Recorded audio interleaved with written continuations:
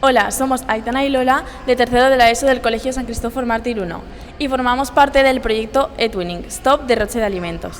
¿Te importaría respondernos unas preguntas? Claro que sí. ¿Nos podría decir cuál es tu nombre? Mi nombre es Vicente. ¿Cuál es el nombre del colegio en el que trabajas? Pues trabajo en San Cristóbal Mártir 1 de Picassent. ¿Nos podrías contar un poco en qué consiste tu trabajo? Pues mi trabajo consiste en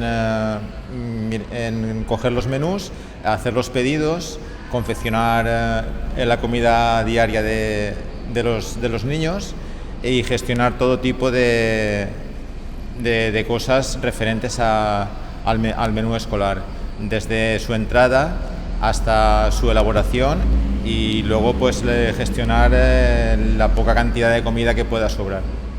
¿Qué experiencia tienes en este sector? Pues llevo muchos años, llevo trabajando desde los 20 años en hostelería.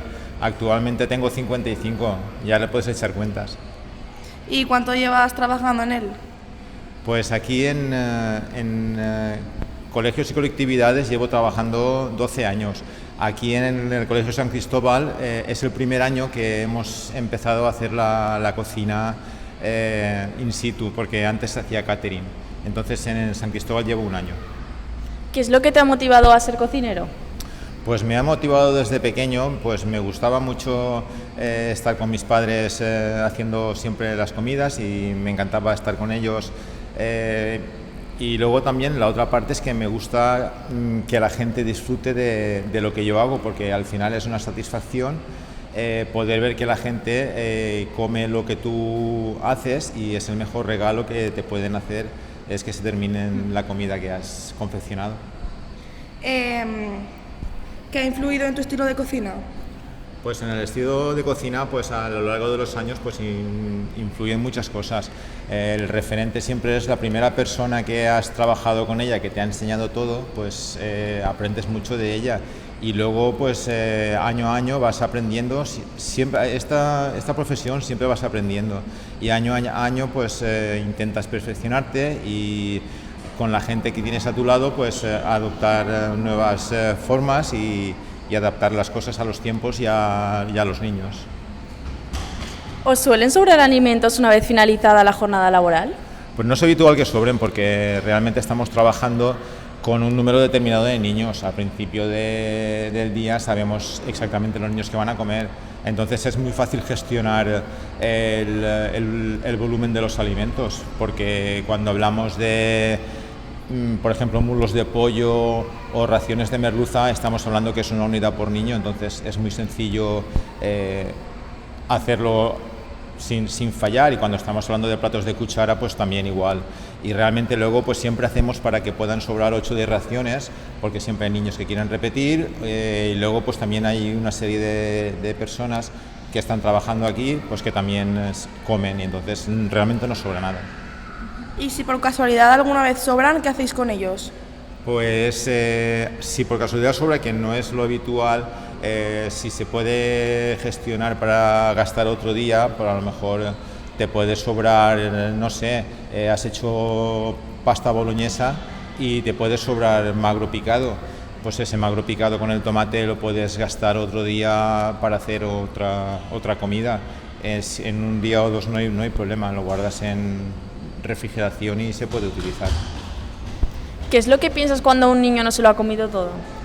Pues me sabe muy mal, porque realmente los niños aquí afortunadamente no tienen carencias, pero luego ves en otros lugares que los niños pasan hambre y no tienen nada que echarse a la boca, y es una lástima que comida que está buena, que no coman y sea una pelea con ellos todos los días, y eso a mí me sabe muy mal. Es como menospreciar el trabajo nuestro y el de los monitores, no me parece bien. ¿Qué cosas creéis que podéis hacer para mejorar y no derrochar tanta comida?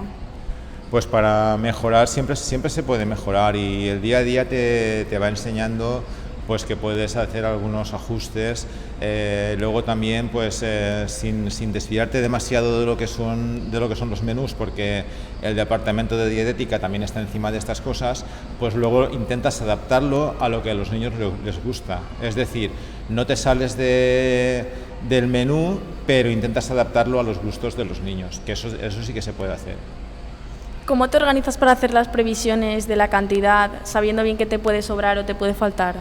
Pues muy fácil, estamos hablando de que trabajas con productos que preparamos al momento y al día, entonces, claro, sabiendo los comensales y teniendo la experiencia de muchos años en el sector, pues es complicado que te fallen los números, porque es fácil llevarlo con un poco de idea y sabiendo lo que estás haciendo, no hay problema en eso.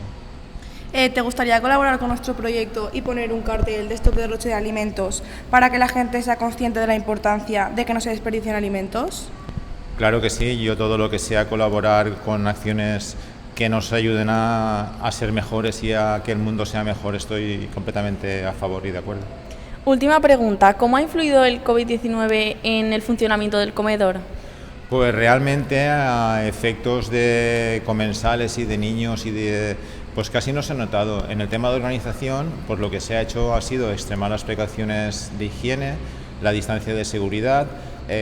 Los niños han estado con más separación a la hora de comer, han estado con la mascarilla mientras entran y salen y están sin comer, y solo se la quitaban para comer. Y luego pues realmente los niños se han portado bastante bien cumpliendo las normas, y por lo demás no hemos tenido ningún problema. Alguna baja puntual, pero nada reseñable con lo que ha sido la pandemia. Bueno, muchas gracias por todo y que te vaya muy bien. Vale, muchas gracias a vosotras, y aquí me tenéis para lo que necesitéis, y que este proyecto pues siga adelante y tenga sus frutos.